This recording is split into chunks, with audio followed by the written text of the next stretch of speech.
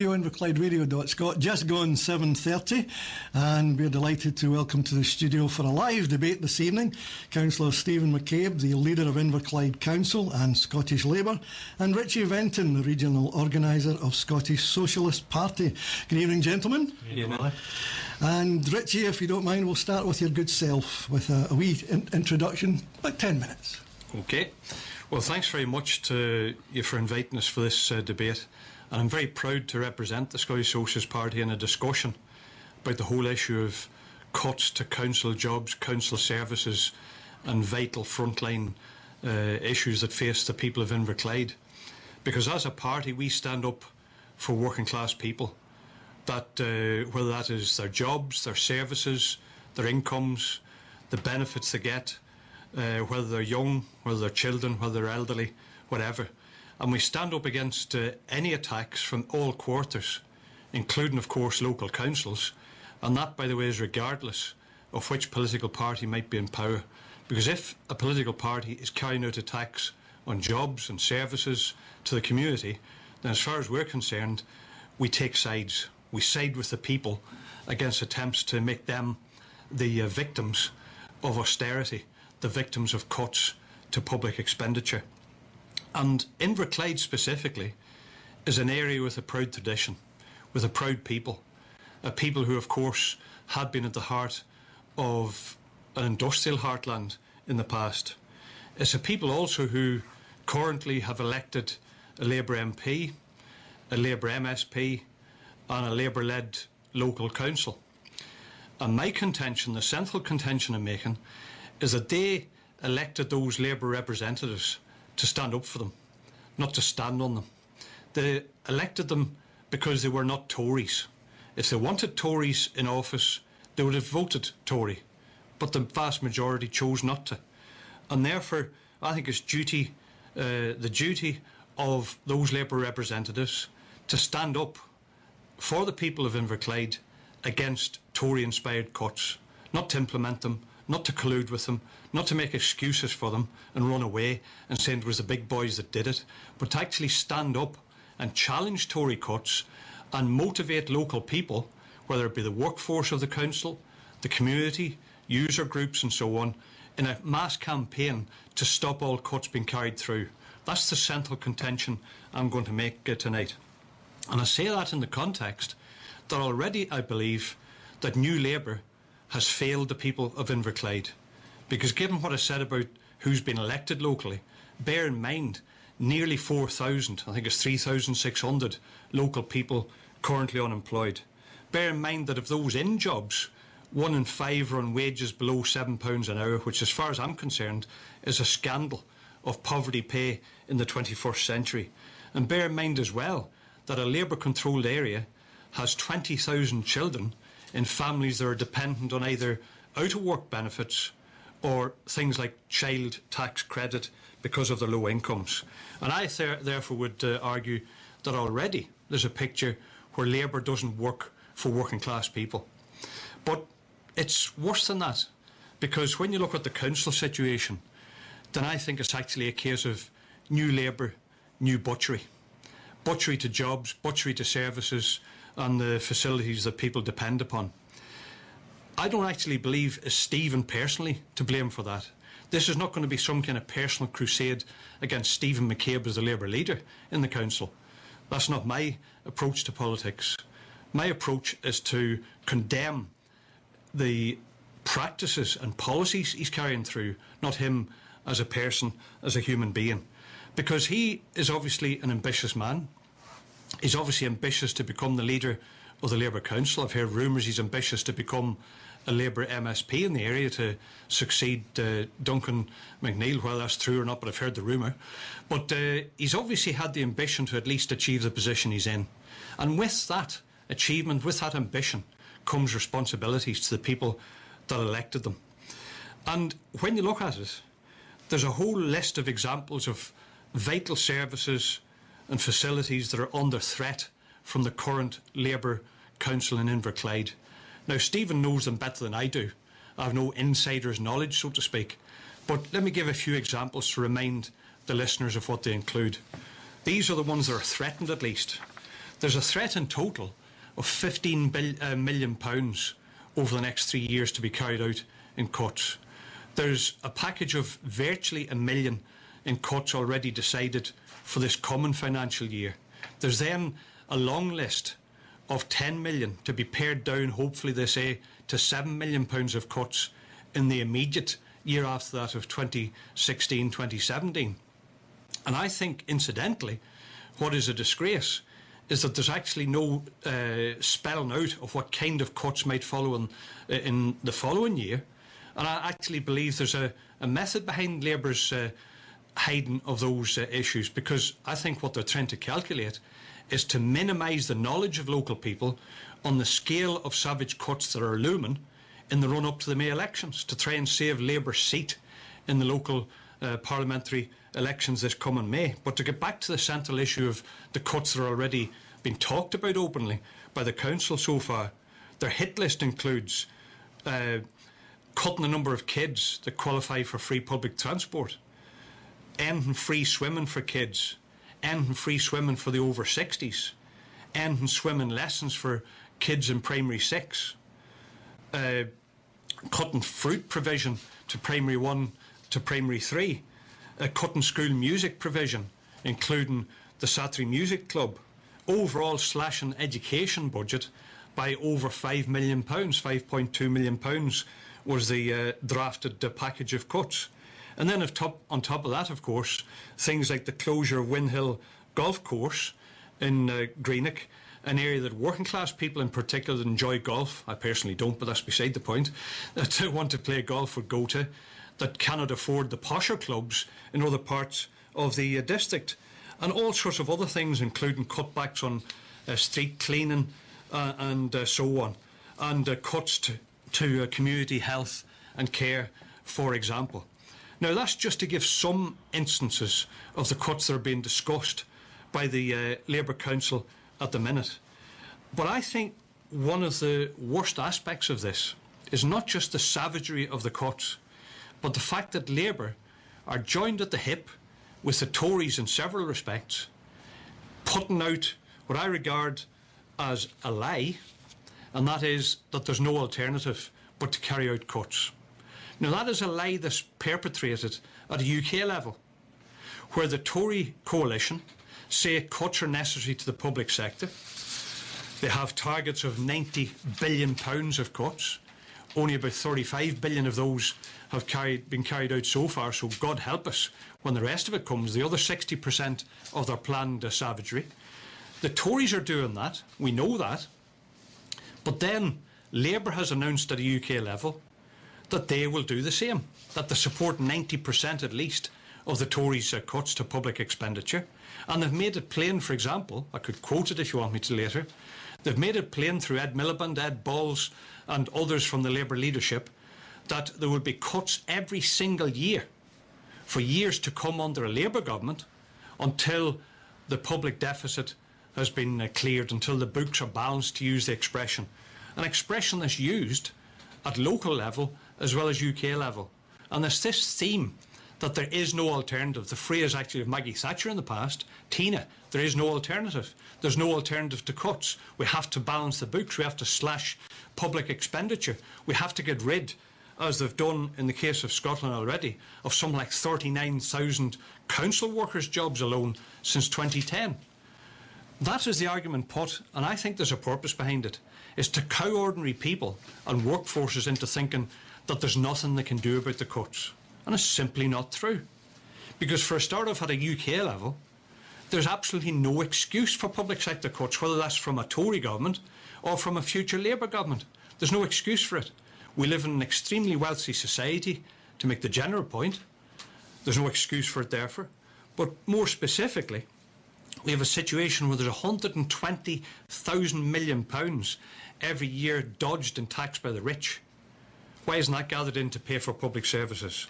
There's Trident, which is wasting £100 billion in the plans to renew it, and Labour supports that renewal. And I think also at a local level, there's no excuse for cuts, because instead of bowing down to the Tory-dictated cuts of Westminster and then trying to just blame Holyrood, which I'll also blame for their feebleness. But instead of doing that, the local Labour Council should get up on its hind legs and say to the workforce, say to the local population, we are defying the Tory cuts. We're not prepared to carry them out. We're going to set a no-cuts budget. We're going to set a budget that protects jobs, services to the people, to the elderly, to the children, and so on. And we're going to get the local people to conduct a campaign to demand back some of the stolen millions that have been taken away from Inverclyde Council in recent years. Now, that's a demand you put on Holyrood first and foremost, because over 80% of the finance for a council comes from the Scottish Government. But in turn is from Westminster, because of course from the block grant, the budget of Scotland has been slashed in every successive year in recent years under the coalition. So our fundamental contention, to summarise in my introduction what we're arguing, is that there shouldn't be a single penny cut of services. There shouldn't be a single child or worker or elderly person suffering as a result of the bankers' crisis that we've been made to pay for, and that the onus is on people like Stephen and the Labour-led council to stop just kowtowing to the cuts of the Tories, to stop being joined at the hip with the Tories, in the sense, first of all, of relying on the one and only Tory that was elected in Inverclyde for a coalition at a local level, but also been joined at the hip for the last couple of years, telling us, along with our Tory colleagues, that we're better together. Well, presumably, we were only better together until the referendum was over. Now, we're all going to be buried together, whilst the rich get away with it. As far as I'm concerned, we should stand up and say there'd be no cuts to the budget of the council, there'd be no job losses, no pay cuts, no cuts to these various services I've itemised examples of, and that instead we'll mount a campaign to give back or demand back some of the stolen millions from Holyrood and in turn from Westminster to save our jobs and services and protect the working class people of this area from the brutality of a Tory-inspired agenda of austerity. Richie, thank you very much. You'll have an opportunity to have a one-to-one on those items in a moment or two. And Stephen, if you would like to take about 10 minutes to introduce yourself. Yeah, thanks, Willie, and again, thanks for organising this discussion. I'm sure it'll be hopefully a friendly, comradely discussion with Richie. Well, I challenged the Inverclyde SNP to debate with me because they had been making personal attacks on me. Now, Inverclyde SNP? Sorry, SSP, sorry. Inverclyde SSP to debate with me because they were making personal attacks on me, and they were actually running their own campaign, Fight McCabe's Cuts. Now, I heard what Richie said there about this not being a personal attack on me. I beg to differ, I have to say, in terms of that, but we can maybe take that up in debate. It's actually very disappointing that no member of the local party was actually available to debate with me tonight. I'm happy that Richie has stepped in, but we did agree a date and time that suited the local party, so I did expect somebody from the local party to be here to have a discussion with me. And as you know, Willie, as a council leader, I have no executive authority. I cannot make any decisions on my own. I can only make decisions collectively with the other 19 members of the council. No cuts can be made to the council's budget without the agreement of a majority of councillors. And in fact, the Labour group in Inverclyde Council is currently a minority administration. We're not in coalition with anybody, and we cannot vote through a budget without the support of other councillors. So to describe these proposed savings options as McCabe's cuts, I'm afraid, is a personal attack on me and totally unwarranted. The financial challenge facing the council is considerable. A local newspaper described it as a £15.3 million black hole in our budget. And while it's fair to say and true to say that the funding gap projected at this point in time over the next 3 years is of that order, I think it's important to look behind the headline at how we've arrived, or our officers arrived at these projections. The Council has already set an indicative budget for the next financial year, 2015-16, which, contrary to what Richie said earlier, does not have savings of £1 million, but actually currently has a surplus of £1.9 million. Over the following 2 years, however, officers are estimating a combined deficit of £17.2 million, leading over the 3-year period to a net deficit of £15.3 million. And looking at some of the reasons for that deficit. They are anticipating in the financial years 2016-17 and 2017-18 the Scottish Government will cut our grant by a total of £6.7 million. Now, Richie's quite right to say a lot of this stems from austerity at a UK level, passed on to the Scottish Government, and the Scottish Government passing that on to local authorities. Now, at this point in time, that is projected, that's anticipated, that's not the actual figures, because at this point in time we don't know what grant we're going to get from the Scottish Government for these financial years, because they haven't set their own budget for these financial years and don't intend to set their own budget for these financial years until next year, probably at this time. So we won't get an indication as to what funding we'll get for 2016-17 to probably December of 2015.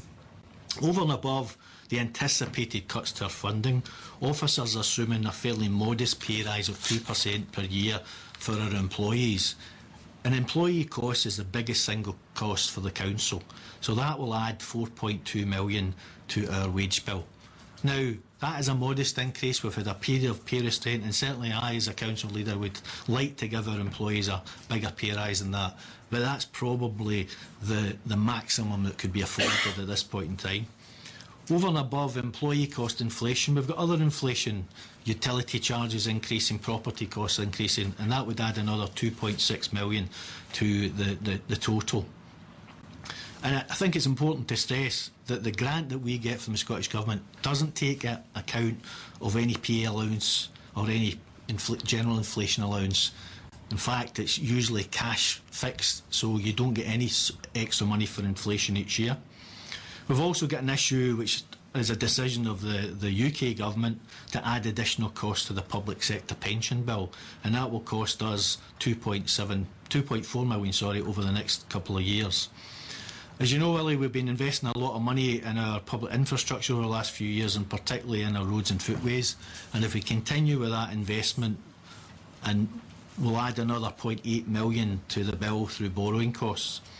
And the final element of the 17.2 million deficit is 0.5 million of anticipated budget pressures due, for example, to our growing elderly population, putting an extra pressure on our care services. Within the figures that I've spoke about there, which over the 3-year period is a net deficit of 15.3 million, and I have to stress at this point in time, this is simply projections by officers. There is no assumption about a council tax increase, and I'm sure we'll go on to discuss and debate the issue of the council tax freeze and the future funding of local government.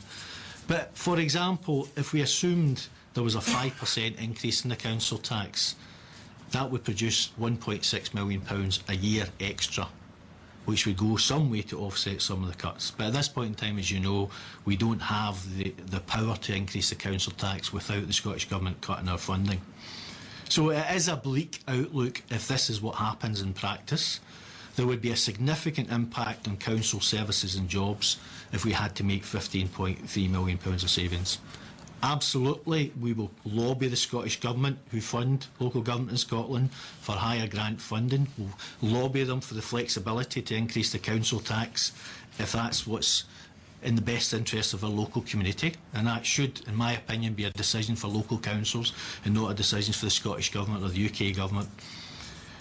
We'll, of course, lobby the UK Government. I'm happy to stand side by side, shoulder to shoulder, with Richie and his colleagues fighting against austerity, absolutely. But I'm a local councillor, I've got responsibilities at a local level to deliver services and jobs at a local level. I don't have that much influence, despite what Richie might think, at UK policy or Scottish policy level.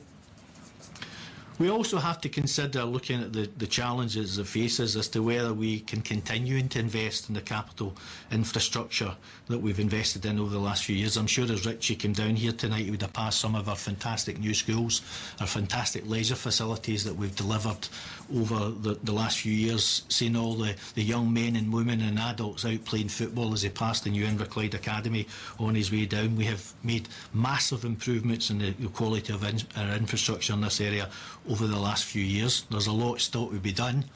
The challenge for us is whether we can continue to invest in that if it does mean we have to cut frontline jobs and services. And there's actually a legitimate argument, and to some extent this is where I potentially have some common ground with Richie and his colleagues, about the potential to postpone some of the cuts. We have reserves. We've got money set aside for particular purposes. We could use that money to protect jobs and services for a period of time, perhaps buying another couple of years in terms of some of the most difficult cuts that face us. The downside of that is that we wouldn't be investing in as much in the general economic activity. It wouldn't support as many private sector jobs as we would normally support through our investment, but that's a balance to be struck. I have to say that is a short-term approach, because the reality at the end of the day, if the austerity agenda continues, and we can have that national debate, although my focus is principally at this point in time in Inverclyde, the picture is even bleaker going forward. And the real debate we have to have at a UK government level, at a Scottish government level, at a local level, is: do governments want to properly fund local services, and do taxpayers want to properly fund local services? There's a real choice to be made there. And despite what Richie might think about me, and I'll come on to some of the points he's made about me later on, I'm an old-fashioned tax and spend socialist. I actually believe in strong public services. I actually believe in paying taxes to provide these public services. I'm happy if people want universal benefits, as long as they're prepared to pay the taxes that's required to fund these universal benefits. At the end of the day, however, if this austerity agenda does continue, the long-term viability of Inverclyde Council, in my opinion, is at stake here. I don't think year after year cutting jobs and services is sustainable. I think our council's future is called into question if that's the direction of travel we go in. May well be we have to look at shared services, or ultimately we may have to look at merging with another council and all that goes with that. As you know, Willie, the council has undertaken the most wide-ranging public consultation exercise we've ever conducted, and the feedback we receive from the community will inform the decisions that elected members will ultimately take. We've also established a cross-party members' budget working group, which has been going through the savings proposals from officers in great detail, and I'm happy to come on and discuss some of the savings that's been highlighted by Richie. We've met on 4 occasions now so far to scrutinise and challenge the proposals put forward by officers. Very constructive input from every party represented within the council. For example, our meeting yesterday lasted nearly 5 hours, and I think that gives you an indication of how seriously we take our responsibilities to the local community. I've been a councillor now for a combined total of 19 years, and I've been through many challenging budget processes. This one is certainly the most difficult I've faced to date. The decisions that I and my Labour colleagues make will be informed by our election manifesto and by our socialist values and principles. As a great Welsh socialist, Aneurin Bevan, said, the language of priorities is the religion of socialism. And I think it's easy, Willie, to be a politician in times of plenty. It's in times of austerity that you really need to remember why you're involved in politics, and for me, why I am a Labour politician. I think those in the local SSP who have attacked me, they probably don't know me, and I think some of the things Richie said earlier on shows that they don't know me. They should realise I've lived in Inverclyde all my life. My family and my friends, and I indeed, rely on the services the council provides, and some of my family and friends actually work for the council, and some of them could be affected by some of these savings proposals that are being put forward by officers. Inverclyde is my home, and I'm involved in local government to help make it a better place for my family and for other families to live. And I don't mind a debate on the best way to achieve this. What I do mind, Willie, is personal attacks that question my commitment to my community. Thank you. Now, the question was asked, do you have ambitions to be an MSP? Willie, I have been through the process to be selected as a member of the Scottish Parliament. I am on the panel of candidates. I have not sought selection for any seat in Scotland. The only seat that I would seek selection for is the Greenock and Inverclyde seat, because that is the largest part of the area of Inverclyde, which I have been born and brought up and lived in my all my life in. I wouldn't wish to represent any area as a constituency MSP other than Inverclyde. There is no vacancy for a Labour candidate in the Green and Inverclyde constituency. Duncan McNeill has indicated his wish to stand again, and I fully support Duncan McNeill and his intentions to stand again. And that, for as far as I'm concerned, in terms of Inverclyde, is the end of the matter. If, in due process, the Labour Party starts its selection process for regional candidates, I may consider applying for that. But my primary focus and my motivation for being involved in politics, and I think where I can do best involved in politics, is at a local level in the local council. My ambition is not a personal ambition, because if I was personally ambitious, I would have probably sought to be the Labour candidate for the by-election in 2011 when David Cairns sadly passed away and went on to become a Westminster MP. I chose to stay in Inverclyde Council, to play my part there. I chose to live in Inverclyde and remain here because my family live here. So at the end of the day, I am not personally ambitious in politics, but I'm ambitious for my community to be a better place. Richie, before we start any Q&A, what about your own ambitions? Do you have ambitions in that regard to become an MSP? If I'd had that ambitions, Willie, I'm old enough to have tried it out by now, so no, I have no such ambitions. I've always been somebody who's fought to motivate and organise and help other people to fight back for the betterment of their lives. I'm the elected union convener in my workplace, in the retail sector. I'm a lifelong socialist, a very active socialist, somebody who was expelled from the Labour Party many years ago for being a socialist, actually, for standing up against some of the trends that have accelerated more recent times into New Labour. And so no, I'm not in the least ambitious. I'm somebody who has devoted considerable numbers of decades to the socialist cause, to the detriment of my own income, actually, and maybe to the detriment of my own family on occasions. So I would nevertheless say that it's spurious nonsense to suggest that the Scottish Socialist Party have been attacking Stephen. To criticise something that you're doing as an elected political leader, Stephen, is not to attack you. But having said that, I think if you carry out measures as a leader of the biggest council group in Inverclyde, the Labour group, if you carry out decisions in that respect and lead those decisions as the group leader of the Labour councillors, then you have to take ownership and responsibility for what decisions you reach. I'm sure we're agreed on that, because being in public life has its own consequences, and the main consequence is that you have to answer not just to your conscience but also to your people as to what you're doing. And you made a comment that I found quite interesting amongst a few, like that Labour is a minority administration. I know that. I'm not entirely ill-informed. I know that you don't have a built-in majority. I also happen to know that that's because you did have, but one of your councillors felt that she was driven out of the Labour Party because she was in favour of independence for Scotland.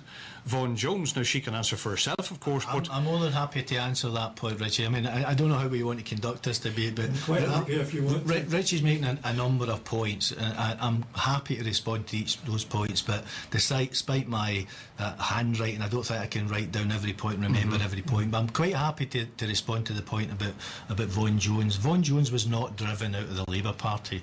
Vaughan Jones, over a period of time, made it clear to her colleagues she was doubtful about whether she would vote no or not, and then over a period of time she came round to telling us that she intended to vote yes. Her colleagues entirely respected that decision on her part. There was no criticism publicly of Vaughan, or no private criticism. There was no pressure put on Vaughan to leave the Labour group or leave the Labour Party. The decision of Vaughan to leave the Labour Party was entirely of Vaughan's own volition.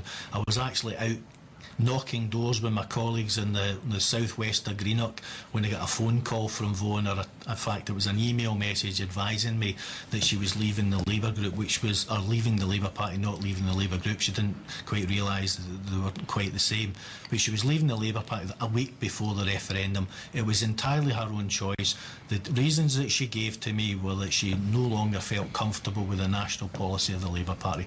She was not driven out locally by any colleagues in the Labour Party. She left of her own volition. So for anybody to say that, and I challenge you to speak to Vaughan Jones, who remains in very good terms with all our former Labour colleagues. I challenge you to speak to Vaughan Jones and get a different story. Well, fine, but the point you make yourself there, I don't want this to be the issue, but the point I was driving at is you're a minority administration.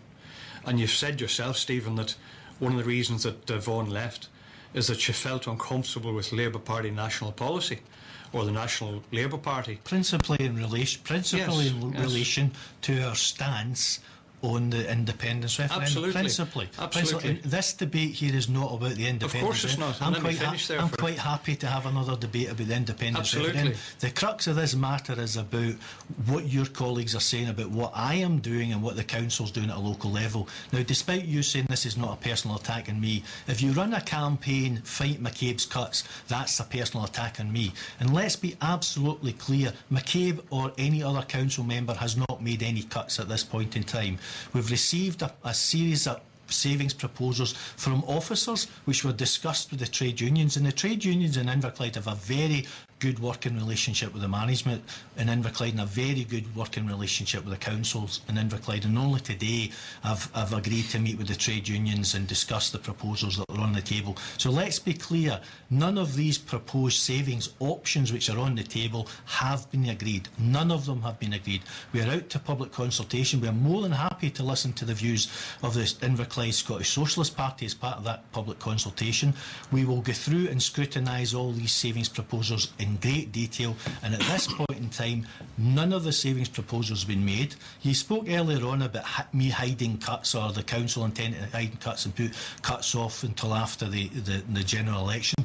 The reality at the end of the day is these cuts are so difficult, we need to take as much time as we can to make sure we make the right decisions. That's the only reason we're looking at not setting a 2-year budget, potentially setting a 1-year budget, or balancing the books, as you say, by using our reserves to ensure we protect jobs and services as long as we possibly can. I'll come back to the central point.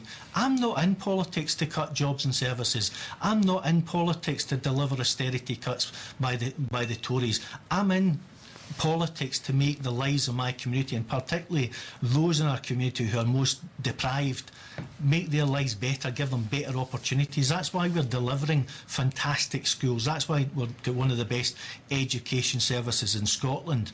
And I would like to invest in improving our education services and our social care services. But the reality at the end of the day, we're fighting to actually protect what we've got at this point in time. Can I ask, on the budget aspect, and you talk about national governments and so forth, national governments, it appears to me, have the power to borrow. Does a local authority have that power, or have they got to balance the budget? Local authorities have certain powers, but obviously not on the level of a national government. And my central point, if I can interrupt Stephen's flow slightly, I am not attacking you personally, neither is the Scottish Socialist Party branch in the area. We are saying that there's cuts. Richie, let me finish, please. Richie, I didn't interrupt Richie, you. So I apologise for interrupting, Richie, but you've not addressed the central point. What's the central point? The central point is why the central point about in relation to the personal attack. Why are your colleagues? Why are they circulating material? Why are they tweeting tweets? Why are they writing letters to the Greenock Telegraph saying fight McCabe's cuts? If it's not a personal attack on me, why are they doing that? Well, you know, if you actually read the letters and the leaflets, the primary message is nothing to do with your name. You might be obsessed with that. Why is my name on it? This is slightly ill-becoming a statesman of your standing. I've never been a statesman. To interrupt constantly.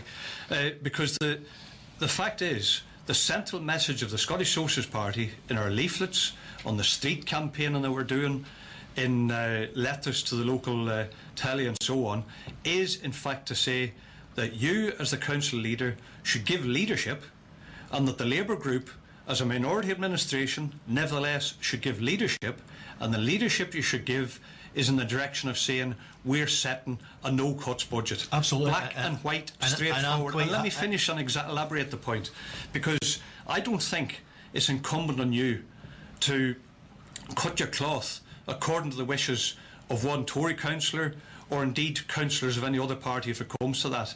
If you're a tax and spend socialist as you say you are, if you're somebody who is in politics to defend the livelihoods, the living standards, the incomes and so on of your local community, then it follows logically that what you should be doing is saying, this is what I'm prepared to fight for. I'm prepared to go over the hill provided there's a crowd with me.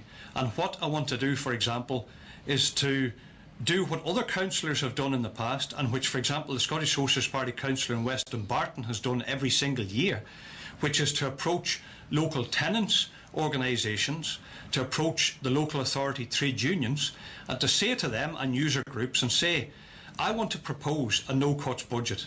This is the bones of it. There's the spending plan. There's the gap. We therefore demand the gap be filled by winning back some of the millions stolen by Holyrood and in turn Westminster first and foremost from our council, and we want to mount a campaign to give us back our stolen money.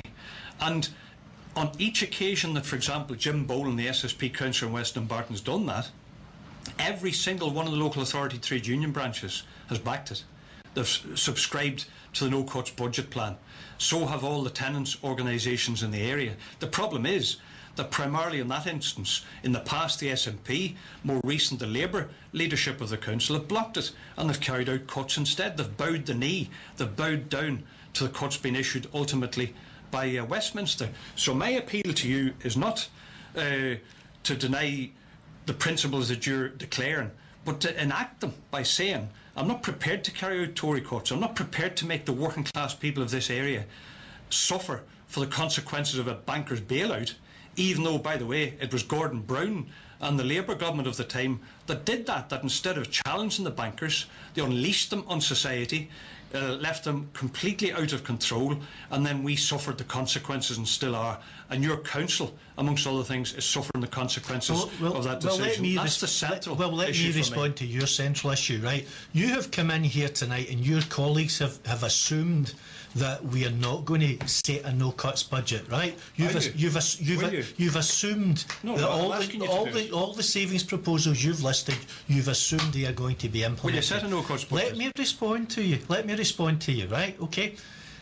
It would be easy for us to set a no-cuts budget next financial year, 2015-16, because we've got a budget surplus. We don't need to make any cuts. It would be easy for us to make a no-cuts budget in the following year, 2016-17, because we've got enough reserves to cut the budget. Could you let me finish, Richie? Okay. The following year, it would be challenging, right? Probably impossible, right? Unless we decide to put the brakes on completely on our capital investment programme and raided all of our reserves to balance the budget. Now, ultimately, at the end of the day, the council could set no cuts budgets for a number of years. We would eventually run out of cash. That's the fundamental issue. You run out of cash, and when you run out of cash, you can't pay your workers and you can't deliver services. Now, you said that I'm an old tax and spend socialist, which I am. The problem at this point in time, I don't have the power to tax, because the only taxation power that my council has and other councils in Scotland have is the council tax. And the Scottish Parliament has determined, and that's not Scottish Parliament's just of an SNP's persuasion, the previous Scottish Parliament's put pressure on, and that's the nature of parliaments and centralising governments, that they decide to take powers to the centre and remove powers from local government. And effectively the power to tax has been removed from local government through the council tax freeze. Now, if we decided that we were going to put the council tax up by 3% next year, which would raise about £1 million, and that would offset £1 million of any cuts, and we could put up 3% each year, so by the third year we'd be raising over £3 million a year towards addressing any cuts. The Scottish Government would cut our grant by £1 million, right? Now, we couldn't stop them from cutting our grants, and marching in Edinburgh with all the people you're suggesting wouldn't stop them from cutting our grant, because they pay us money each year. They would simply take the money off what they pay to us, and we would have £1 million less. So we'd put the council tax up by 3% and we wouldn't raise any money. We'd need to put up by 6% to raise the same amount of money. So effectively they've removed from us the power to increase the council tax. And I know you're not in favour of increasing the council tax, and we can come on to debate that as well. The Western Berkshire Council you quoted have just contacted the Scottish Government, wrote to the Scottish Government asking them to give them the power to increase the council tax to offset the cuts. They won't do it. They won't do it, right? And that's the reality of the Scottish Government effectively controls 97% of the council's budget. And I know your colleague Ben Irvin challenged where I got that figure from. The fact is, the main sources of income for the council are Scottish Government grant, which is most of the income, our share of the national pool of non-domestic rates. A national non-domestic rate is set at a national level. All the rates income that comes into councils is pooled and then distributed to councils. We don't have any control over that.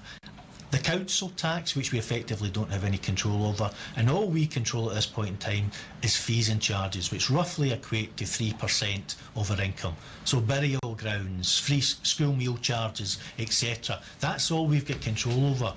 And we're going to end up putting up charges undoubtedly to help balance some of this budget, and people are going to suffer because of the fact that we're putting up charges, absolutely because of that.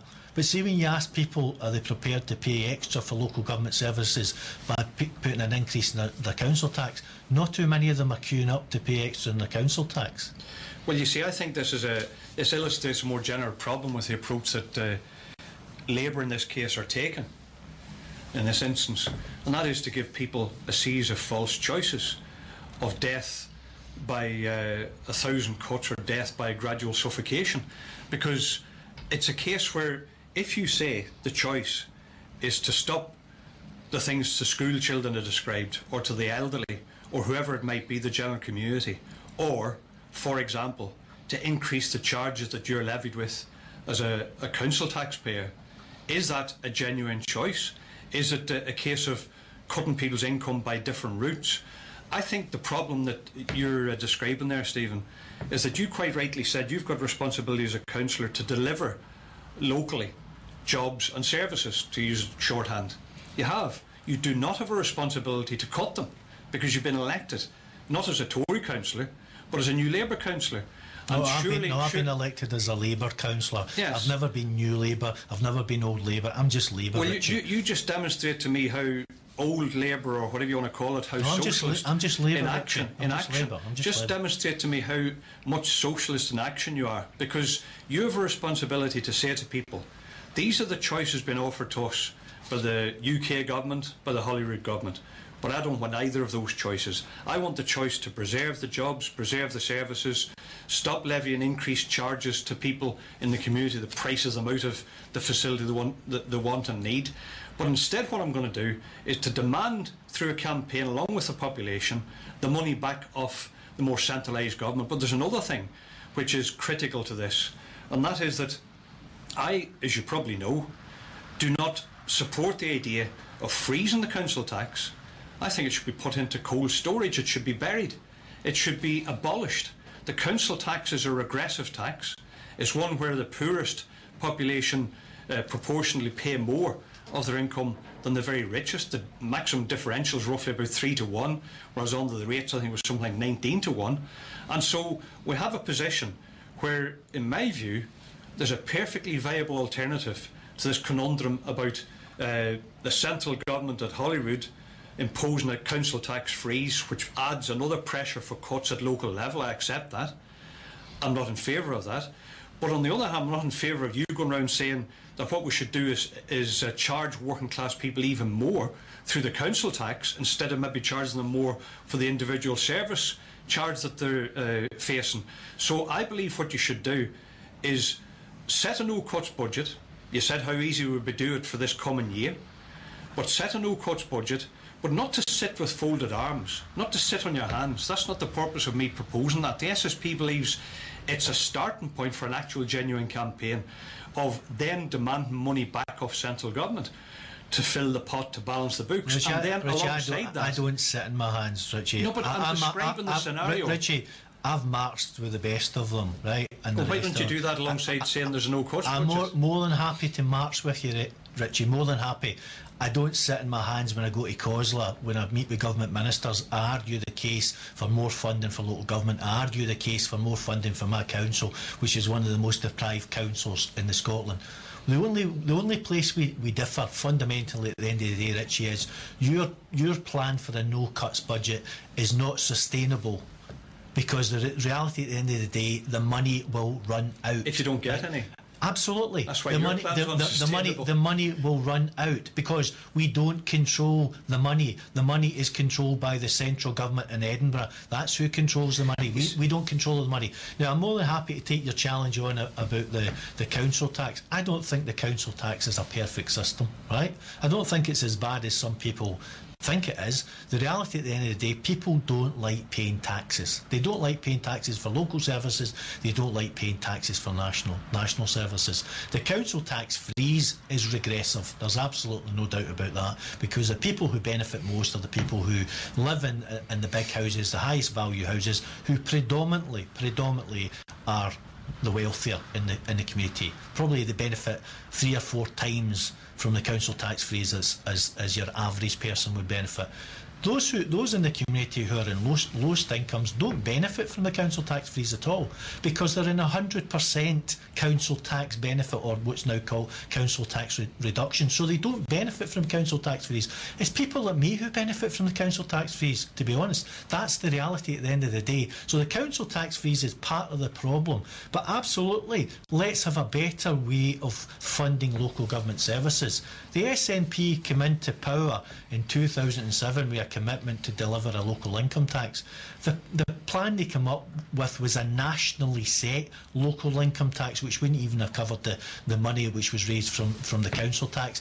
They abandoned that in the face of opposition because they didn't have a majority within the Scottish Parliament. The Lib Dems opposed it because it wasn't a locally set local income tax.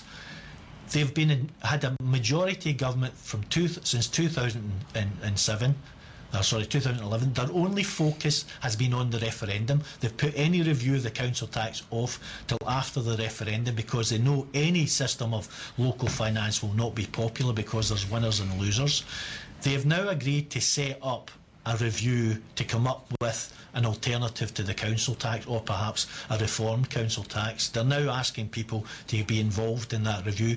I'm intending, hopefully through Cllr, to be part of that review and to have my input into it. I know your own party's got a proposal for a Scottish service tax. More than happy for you to explain what you mean by that and how you think that will benefit local government.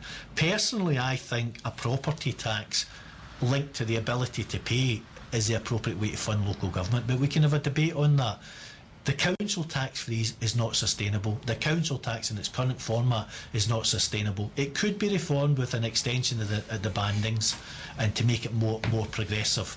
But the fundamental issue at the end of the day is local democracy is fundamentally undermined by the fact that the Scottish Government effectively controls 97% of our council tax incomes. So if I wanted to be that tax and spend socialist and was prepared to tax the rich to pay for public services, I can't actually do it and face the electorate and let the electorate make the decision. At this point in time, we are constrained. We don't have the control over the powers. We could sustain a no-cuts budget for a period of time, but effectively the cash would run out, and then we would be faced to make people redundant. If you allow me, I'll come back on the council tax and our proposals on that in a minute, but just quickly on this thing about if you set a no-cuts budget, the money will run out. That's where I was using the expression, if you sit on your hands and do nothing other than just declare a no-cuts budget, that's precisely what would happen at some point, of course, which is why the Scottish Socialist Party has never advocated that as a strategy. We have advocated that the council should set a no-cuts budget, a budget with a spending plan that protects existing services, quite often meagre though they might be in some instances, but at least no retreat further on the conditions of ordinary people, and then conduct a genuine campaign amongst the population to say it's not 10 Labour councillors are going to solve this problem. It's not 19 councillors from various parties that are going to solve this problem. We're given a lead.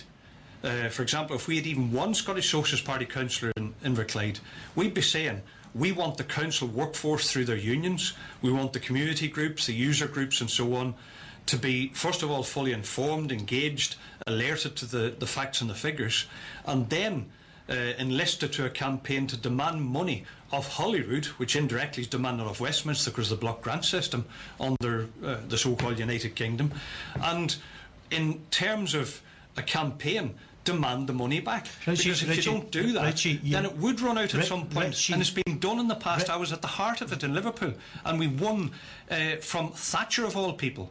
We won £65 million worth in grants that meant we could create thousands upon thousands of jobs, 12,500 building workers' jobs included, built 5,000 council houses, etc., and not a single job was lost. Richie, that's the difference. You won't have any Scottish Socialist councillors in Inverclyde if you don't stand Scottish Socialist candidates in Inverclyde.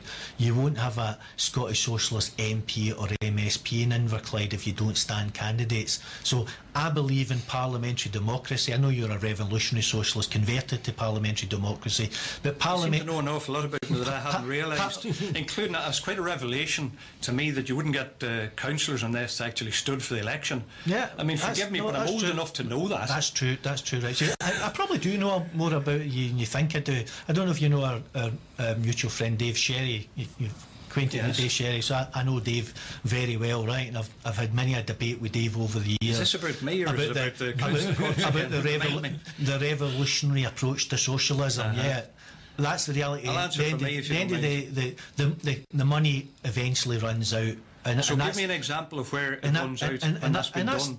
And actually, there's not many examples of where it's been done, Richard. Exactly, and where it was done was successful. Perfectly honest, right? So where it was done was successful. There's councils up and down the UK. In fact, the council cuts in England have been far more severe than they have in Scotland. But there's councils up and down the UK who are dealing with these issues fundamentally at the end of the day, right? Now, absolutely, let's man the barricades. Let's take the central government on. You won't win, Richie. You won't win at the end of the day. We live in a parliamentary democracy.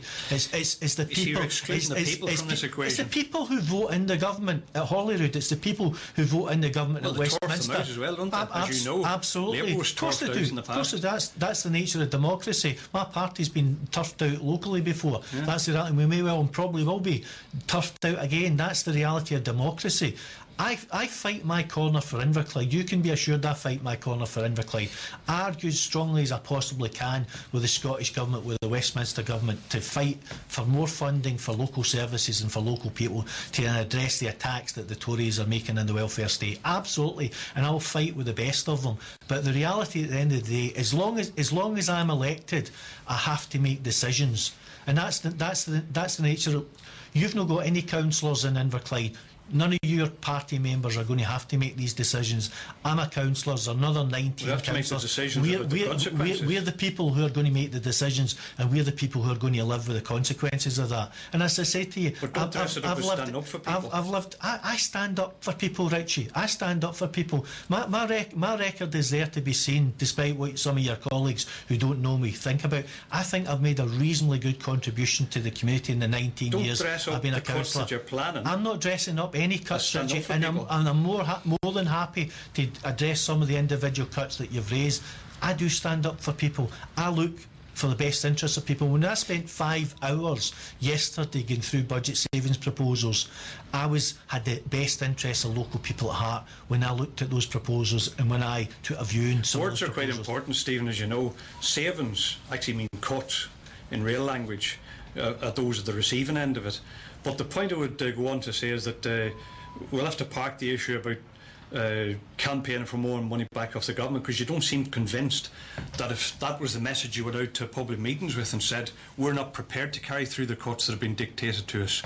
We have a very centralised system of local government, but we're not prepared to carry out the cuts dictated ultimately by the City of London and the Westminster Tory dictatorship, and in turn then unfortunately passed down by Holyrood in many cases. If you went out with a message to say we're not prepared to do that, you would win the respect and the mobilisation, I believe, particularly of a very politicised population after the referendum, to campaign for money. Richie, that's the message that you're taking out. That's the message your party's taking out, right? Mm-hmm. So I challenge you to take that message to the people of Inverclyde on the 7th of May by standing a candidate for the Westminster seat of Inverclyde, and you take that message and you see how many people are standing behind you and voting for your party on the 7th of May. I present that challenge to you. What about you doing that before you set your budget in February. That's more to the point, because you're setting a budget which I can't predict the exact figures, obviously, because you're still in discussion about the detail.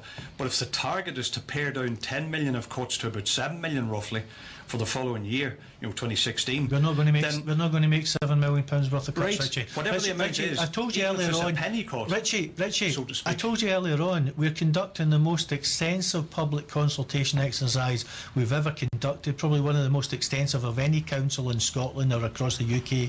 We're listening to the people of Inverclyde, right?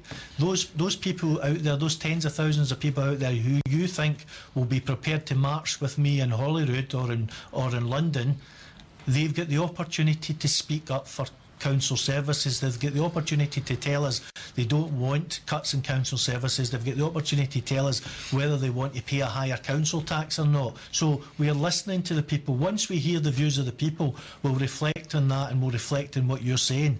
At this point in time, there have been no decisions about any cuts. There have no... The list of proposed savings you mentioned earlier, none of those have been agreed. None of them have been agreed. Is it not though a case of a bit of a Hobson's choice here in regard? You're saying that they could elect not to have any cuts at all. Where is that available on your calculator, as it were? That's the point I'm making. The only way of not having any cuts is simply to use reserves to bridge the gap for the next 2 years. But how does the public get that to you? That's the point. They absolutely can tell us straight without any doubt. They tell us they don't wish to make any cuts. They can email us, they can respond to the website, they can write into us, they can tell us, they can demand public meetings, they can tell us at tents, residents associations and community council meetings.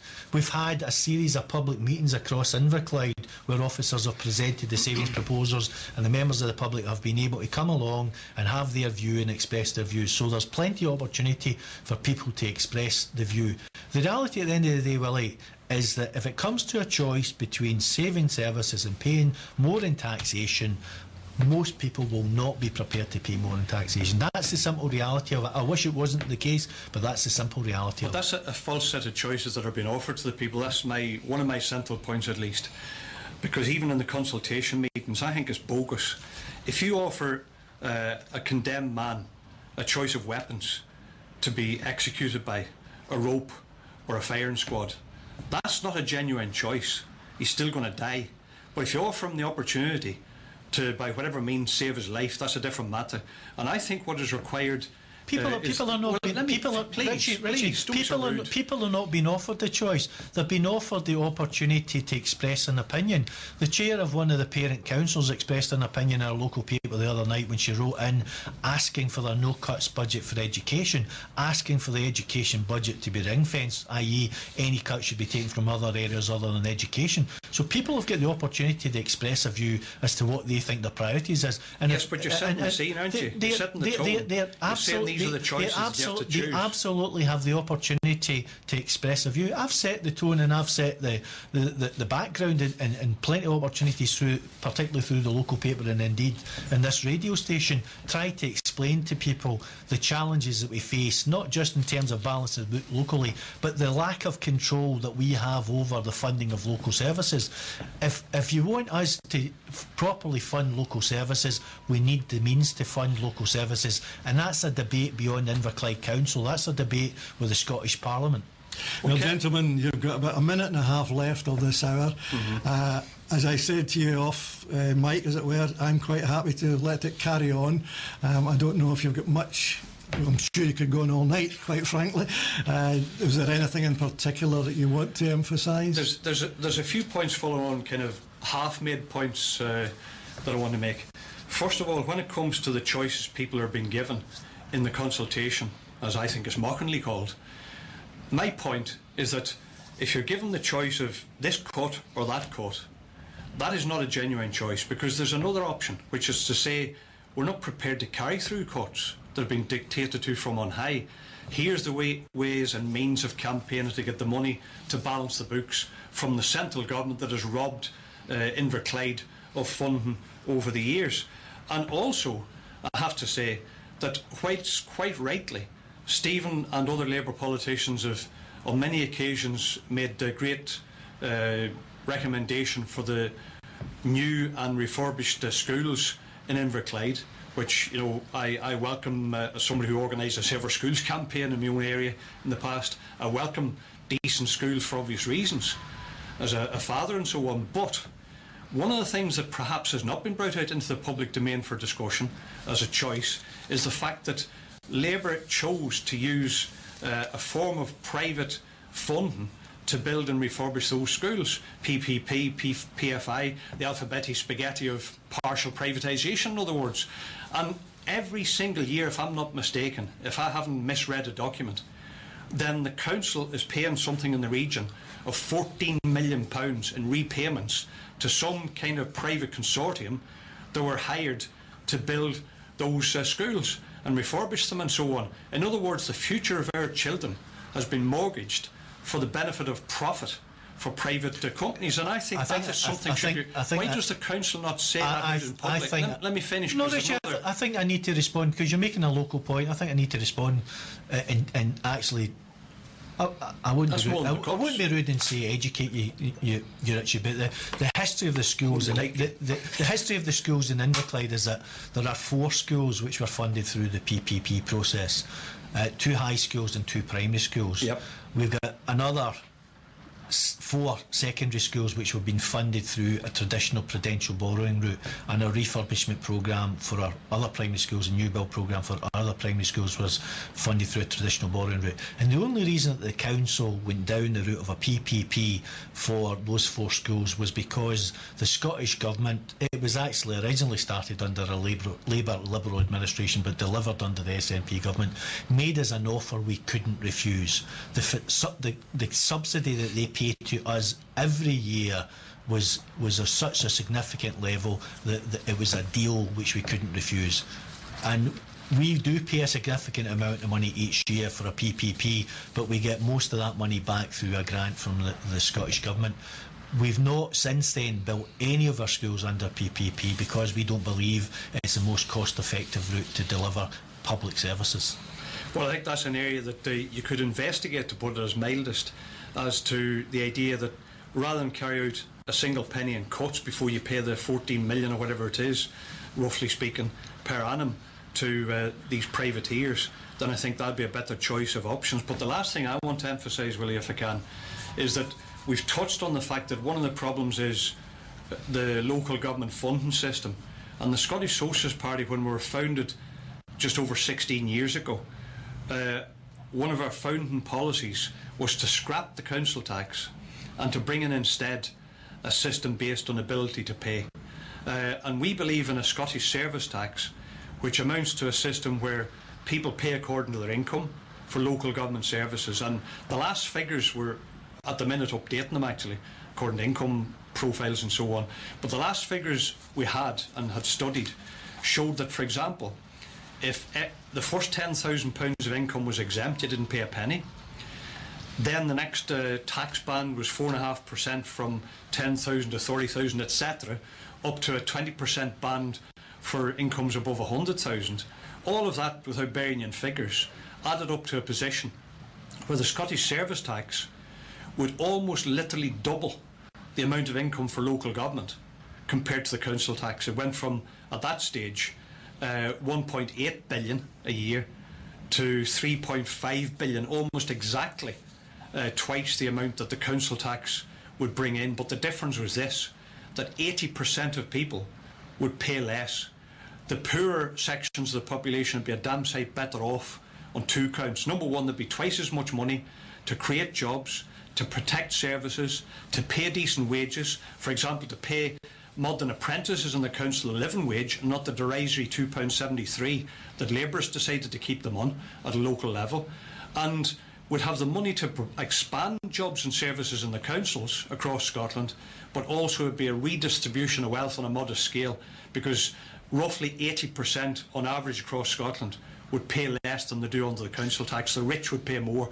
That's an alternative we intend to pursue in this consultation that the Scottish Government set up, and it's entirely different from what other parties have put forward. But I hope Stephen will join us in campaigning for that, for an income-based tax based on ability to pay to fund local government, as well as fighting for the money off central government that they've robbed us. I said earlier on, Willie, I'm entirely open-minded about what replaces the council tax, and I'm more than happy to see the details of the proposed Scottish service tax. Richie can email me the details, and if I end up in this commission Nicola Sturgeon's establishing, I'm more than happy to throw that on the table. Okay. But where I fundamentally differed from the SNP's proposal for a local income tax, and the Scottish Socialist Party, by the way, let me finish, was that it was a nationally set local income tax. They were proposing it to be something like 3 pence in the pound, which wouldn't have raised the same amount of money as a council tax, so therefore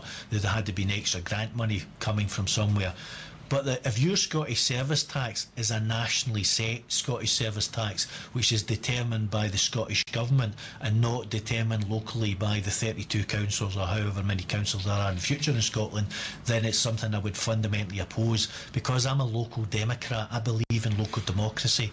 I don't believe I'm just here, along with my colleagues, administering local services on behalf of the Scottish Government. I think we're local government, we're elected to make decisions, we're elected to represent our local communities, and we should have the power to raise money and spend money as we see fit and be accountable to our electorate for it. So if your Scottish service tax is a national tax which is set at the same rates across Scotland and determined by a future Scottish Socialist government in Scotland, that's not something I could agree with. Well, gentlemen, do you think that's a good point to leave it at? We're now 6 minutes over our time. Not, as I say, that particularly bothers me, but I do know that vehicles are arriving to take folk away in one thing or another. I think it's been a good discussion, Willie, and I'm sure we can have another discussion at another time as well. I think despite my interrupting, and I apologise for that, I think it's been a good comradely discussion, and I am absolutely open to listening to the views of Richie and his colleagues. There is no doubt about that. You have a number of good points that you've made, and I'm prepared to take those on board and listen to them, and I'm open-minded. Just believe me, I'm here and elected to do the best for my community. I'm not out to cut jobs and services. So do you think the sequel then, part 2? I would certainly encourage and welcome that, because apart from anything else, I would like to see what Stephen and his colleagues in the Labour group decide in terms of the budget, and I wish he would take on board, and I hope he takes on board, some of the points about how you can have a no-cuts budget. A defiance budget is the term I would also use for it, which says we're not carrying out cuts to jobs and services. Our responsibility to the local people means we're not going to carry out the diktats of a Tory dictatorship in London, ultimately. And instead, we're going to launch a campaign to save our jobs and services. So I would like to have a follow-up, and on the grounds that perhaps one day I'll convert Stephen to demonstrate his socialist principles by joining the party that actually stands up for the working class and doesn't stand up with the Tories. I can assure you, Richie, I demonstrate my socialist principles every day of my life. Well, gentlemen, thank you very much, and you will have the opportunity to hear yourselves on Saturday, I think at 2 o'clock, David, isn't it, or there or thereabouts, when we will repeat this programme, and probably the following week it will then go into what we call our Listen Again page, so you can listen to it in the middle of the night if you so desire. Thanks very much. For the time being, gentlemen, again, thank you very much. Thank you. Thanks.